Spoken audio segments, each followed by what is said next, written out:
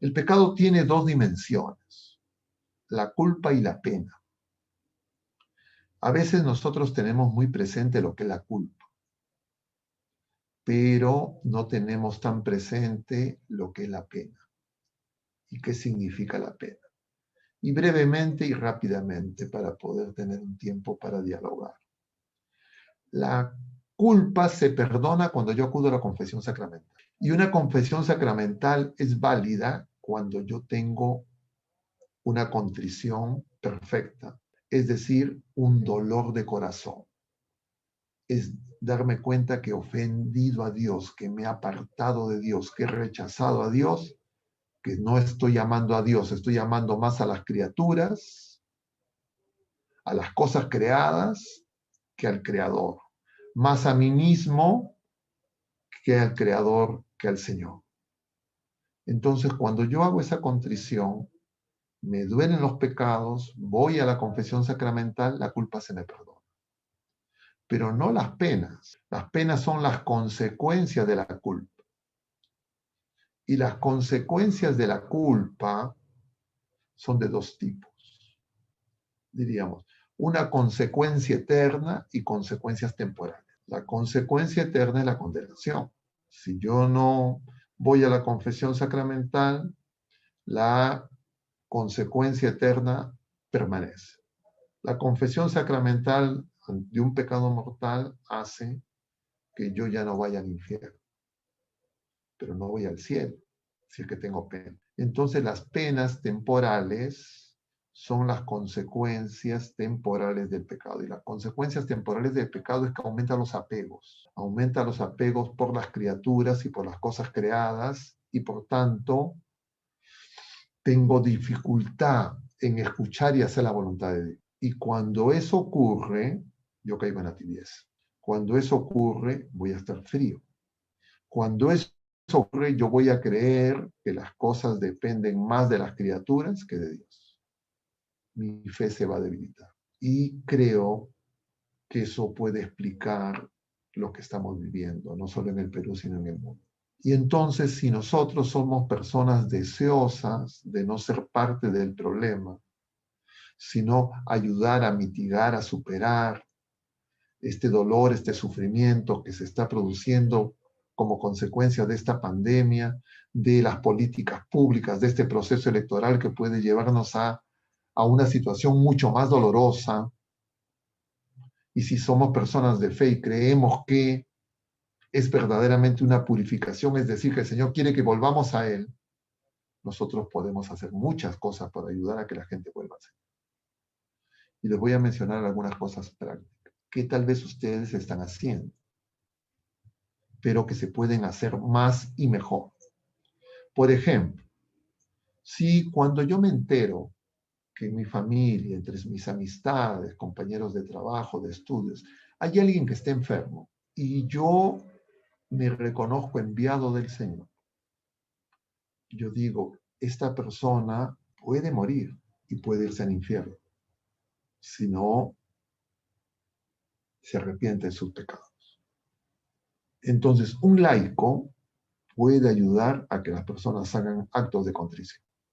Perfecto. Y entonces, yo diría, una persona de fe tendría que recomendar a cuanta persona esté enferma que conoce en su familia o entre sus amistades o donde fuera, recomendar y ayudarlos a que hagan acto de contrición. Si es que eso hacen y alguno de esos enfermos muriera, ese enfermo no va a ir al infierno, tampoco va a ir al cielo, probablemente.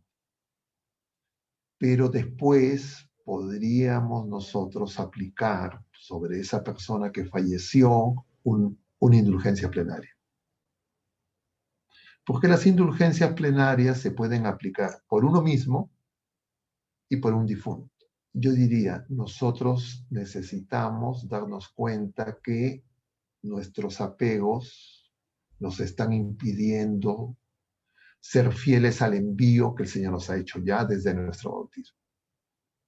Porque tenemos muchos apegos.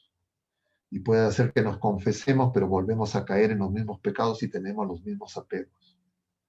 Esos, entre comillas, problemas de carácter, esos, entre comillas, pensamientos, juicios temerarios, esas perezas, esas lujurias, son consecuencia de apegos. Puede hacer que yo confiese el pecado, pero me absuelven de ese pecado, pero esa pena, ese apego no se resuelve con la confesión. Yo necesito purificación, y una manera dulce de purificación es la indulgencia plenaria. Entonces yo puedo aplicar indulgencia plenaria por mí mismo. Y entonces de esa manera me voy a poner más piadoso, más fervoroso.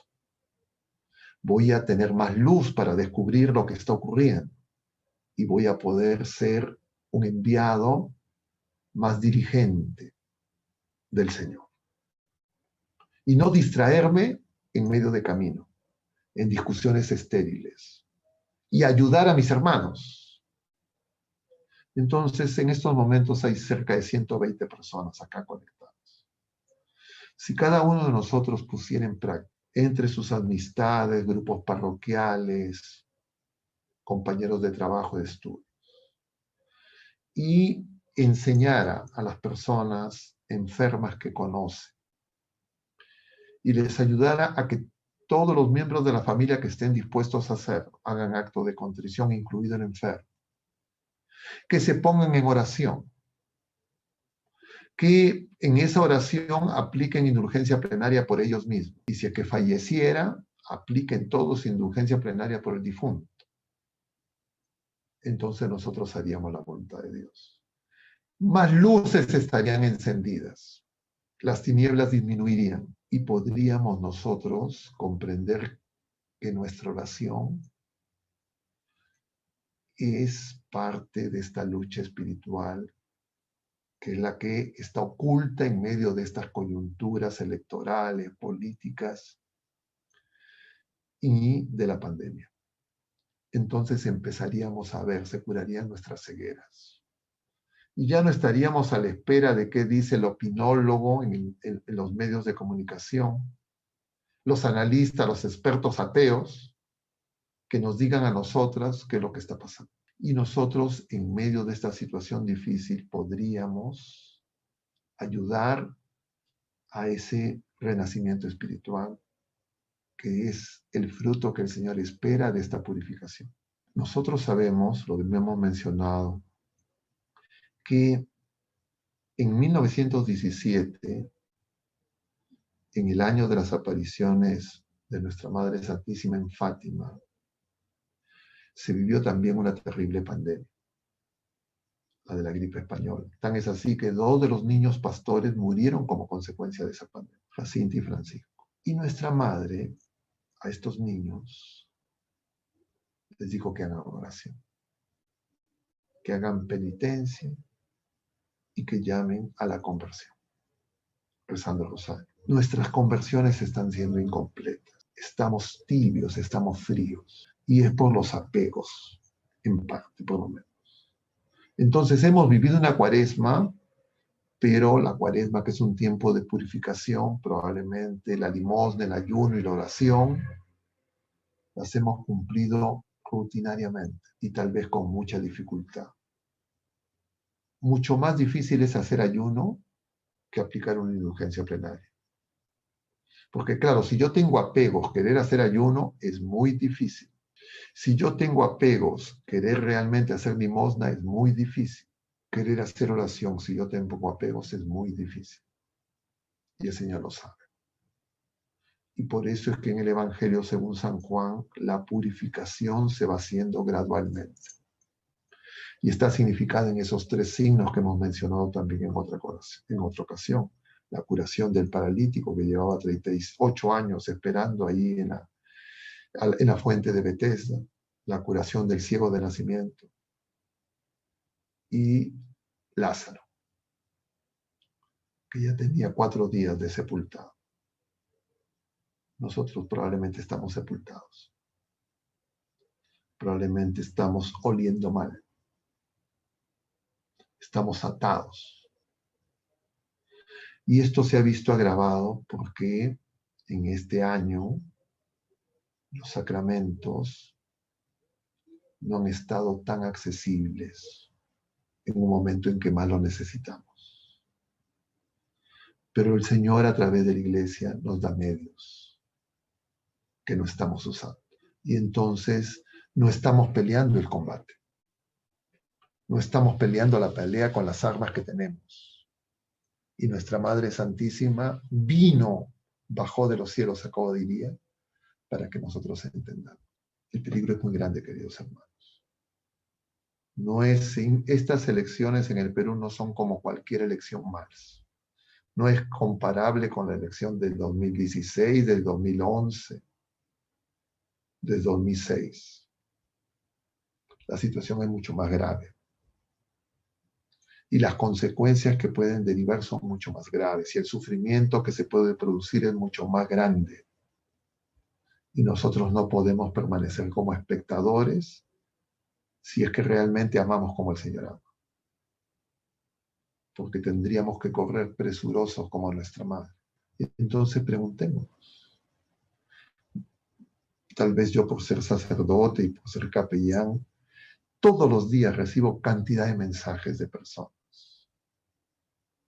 No puedo a veces contestar, que piden oración, que piden ayuda por sus familiares, porque están enfermos o porque ya partieron. Y muchos son personas de grupos parroquiales, laicos comprometidos, y no tienen esto claro. Ustedes pregúntense, porque con seguridad cada uno de ustedes ha tenido personas o conoce personas que están enfermos, algunos leves, moderados o graves.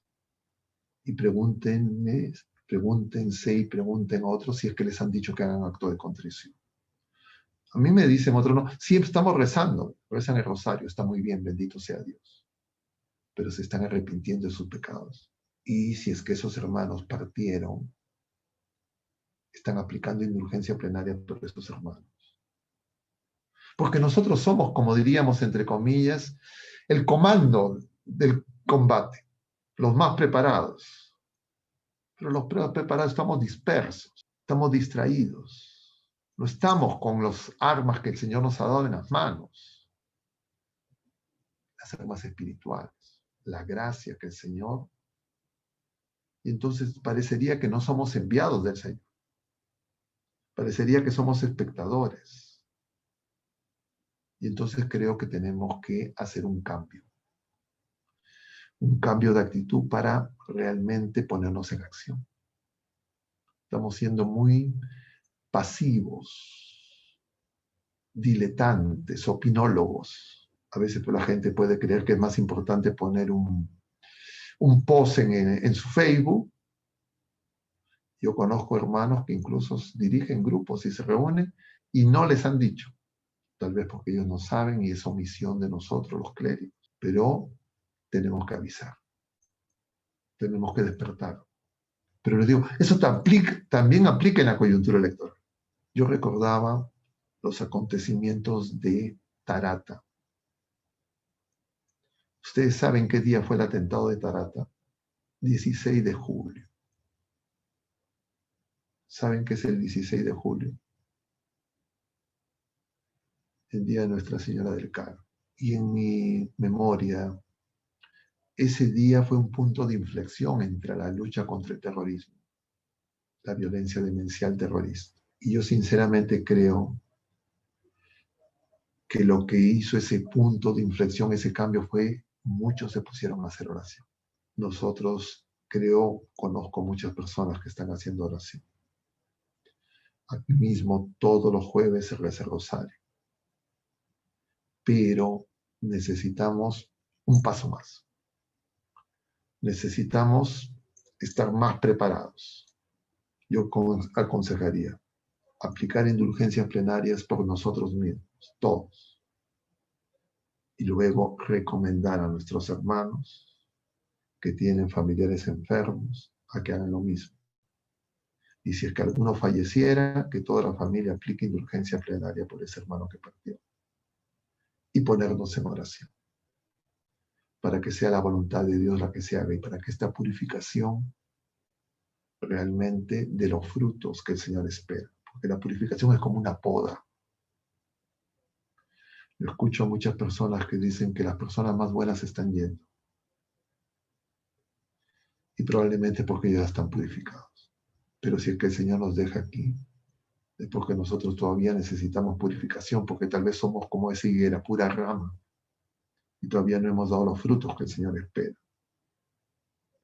Y los frutos es almas que sean arrebatadas al enemigo, al lobo. Y si es que en medio de esta coyuntura, en medio de esta situación dolorosa, la gente cree únicamente que el problema es de vacuna más, vacuna menos o resultado electoral solamente, y no nos damos cuenta que lo que está en el fondo es porque nosotros ya hemos perdido la fe, hemos perdido la esperanza. Y entonces necesitamos tomar conciencia, arrepentirnos y empezar de nuevo.